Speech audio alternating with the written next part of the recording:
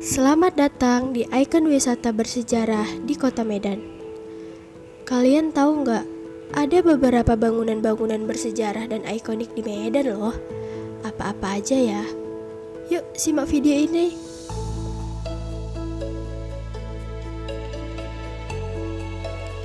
Taman Sri Deli.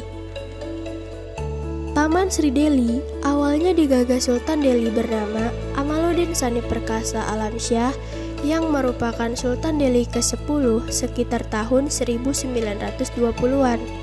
Taman ini dibangun arsitek berkebangsaan Italia dengan menerapkan perpaduan arsitektur Turki, India, dan Mesir.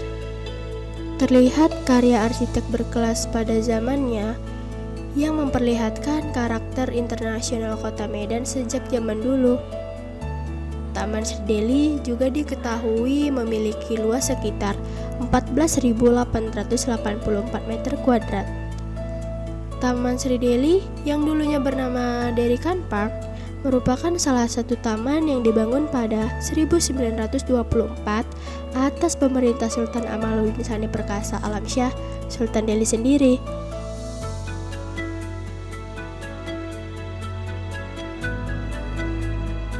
Istana Maimun. Istana Maimun didesain oleh arsitek Kapten Theodor van Eerpe, seorang tentara kerajaan Belanda yang dibangun atas perintah Sultan Delhi, Sultan Maimun al-Rashid. Pembangunan istana ini dimulai dari 26 Agustus 1888 dan selesai pada 18 Mei 1891. Istana Maimun memiliki luas sebesar 2.772 kuadrat dan 30 ruangan. Istana Maimun memiliki keunikannya desain interior di sana memadukan banyak unsur warisan budaya.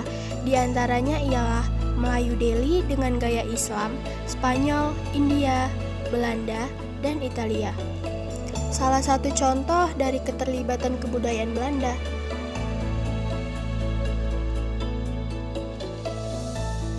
Balai Kota.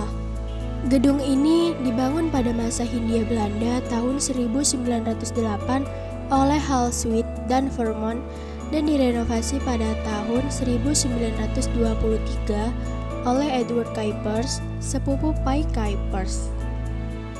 Arsitek bangunan kolonial ternama lainnya di Hindia Belanda. Gedung Balai Kota merupakan kilometer 0 di Medan. Gedung ini awalnya dibangun untuk The Javas Bank, sekarang Bank Indonesia. Lalu dibeli oleh pemerintah Kota Medan, loncengnya disumbangkan oleh Rumah Chong Afi pada tahun 1913.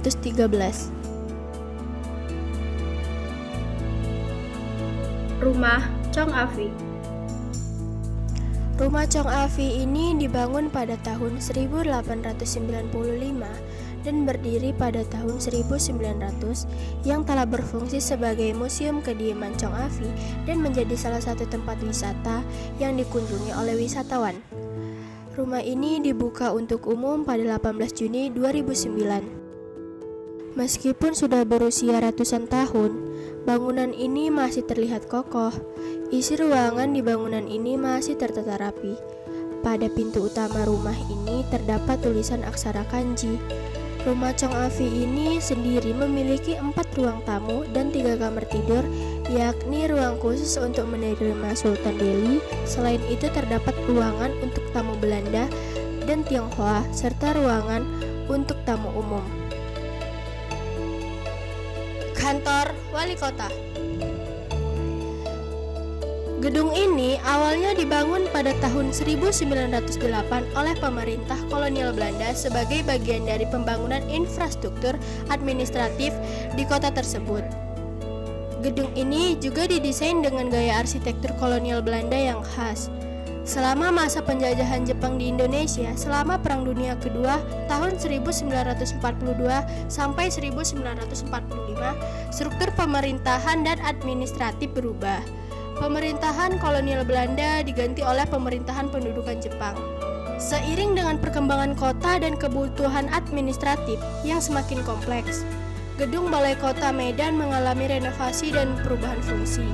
Ini mungkin termasuk penyesuaian ruang untuk menampung kantor-kantor pemerintahan yang berbeda, ruang rapat, serta fasilitas-fasilitas yang diperlukan untuk aktivitas pemerintahan. Kantor Pos. Kantor Pos Medan didirikan dalam masa kepemimpinan Residen Jenderal Balot. Mulai dikerjakan pada tahun 1909 dan selesai serta digunakan pada tahun 1911. Tulisan di dinding luar bangunan anno 1911 adalah penandanya. Kantor Pos Medan diarsiteki oleh salah seorang arsitek Belanda, Snuyff, yang juga merancang kantor ledeng Palembang. Snuyff juga disebut sebagai Direktur Jawatan Pekerjaan Umum Belanda untuk Indonesia. Bangunan ini memiliki luas 1.200 meter persegi dengan tinggi mencapai 20 meter. Desain bangunan arsitektur modern fungsional atau Art Deco geometrik adalah karakter utama bangunan yang didominasi dengan warna putih dan orange ini. Bentuk kubahnya yang unik tetap dipertahankan walaupun kantor pos ini telah mengalami beberapa kali renovasi. Jendela-jendela yang besar dan tinggi terletak pada sisi-sisi bangunan berbentuk setengah lingkaran, dengan tiang putih yang membuat bangunan tersebut terlihat seperti kandang burung merpati.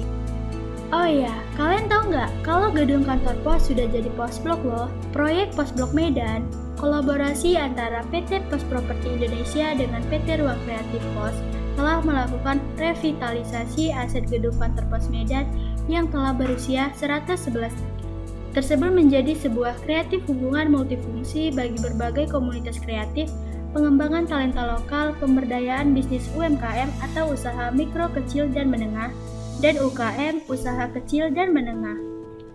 Pada area gedung yang telah ditetapkan sebagai bangunan cagar budaya sesuai Undang-Undang Nomor 10 Tahun 2010 dan Peraturan Daerah Kota Medan Nomor 2 Tahun 2012 tersebut akan hadir banyak tenan UKM atau UMKM yang bergerak di berbagai bidang industri kreatif seperti kuliner, musik, film, fashion hingga kriya.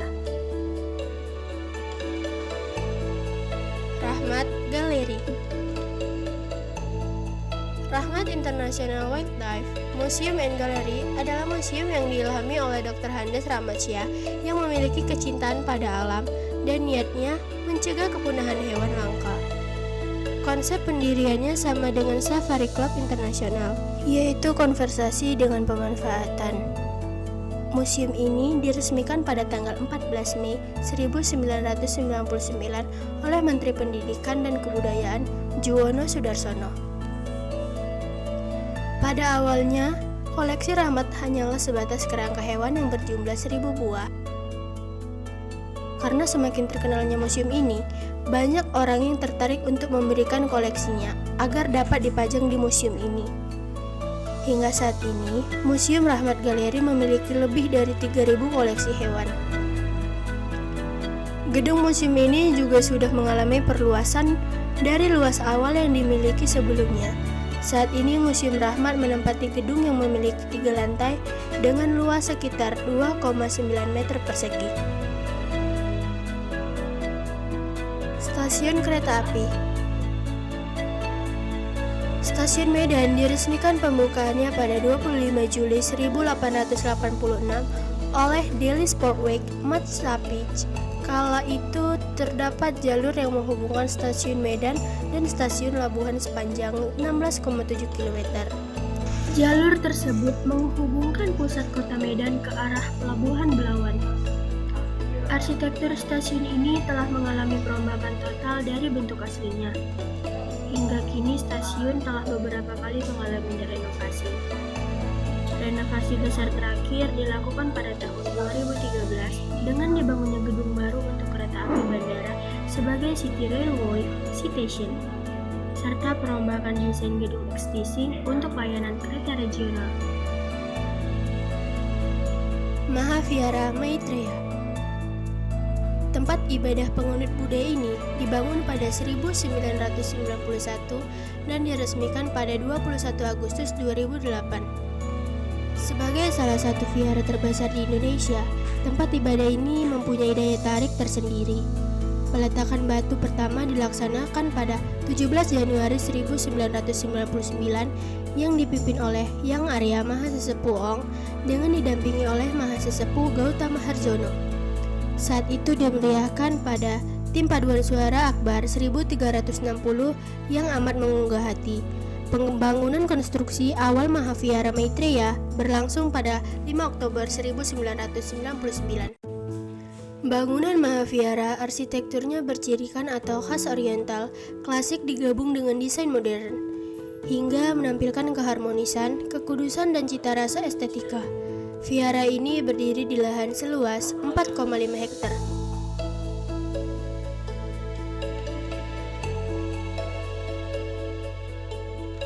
Masjid Raya.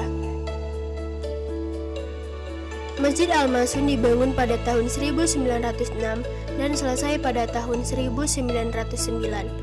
Masjid dibangun pada masa pemerintahan Sultan Ma'mun Al-Rashid Perkasa Alam telah berusia 113 tahun. Awalnya, masjid menyatu dengan komplek istana. Namun, kini kedua bangunan tampak terpisahkan walaupun berdekatan. Bentuk bangunannya sangat unik. Masjid menggunakan perpaduan gaya arsitektur Timur, Tengah, India, dan Spanyol. Gaya arsitektur Moor terdapat pada masjid ini, yaitu terlihat pada kubah masjid yang berbentuk pipih dan hiasan bulan sabit di bagian puncaknya. Arsitek berasal dari Belanda yang bernama J. Attingdaman. Pemilihan arsitek dari negeri kincir angin tidak lain karena pada saat itu belum ada arsitek pribumi. Menara Air Tirtanadi. Bangunan ini didirikan pada tahun 1908 oleh pemerintah Belanda sebagai tempat penampungan air bagi masyarakat Medan. Namun tidak semua masyarakat Medan dapat memanfaatkan menara air tersebut. Hanya golongan menengah ke atas saja yang diperkenankan memanfaatkan menara air tersebut sebagai sumber penghasil air untuk kebutuhan sehari-hari. Menara ini juga memiliki tinggi 42 meter dan berat mencapai 330 ton. Setelah Indonesia merdeka, menara air ini jatuh ke tangan perusahaan anak negeri dan hingga sekarang. Setiap warga negara Indonesia berhak memakai air dalam menara ini, dari kalangan bawah hingga atas. Terima kasih telah menonton sejarah singkat dari bangunan-bangunan ikon wisata di Kota Medan.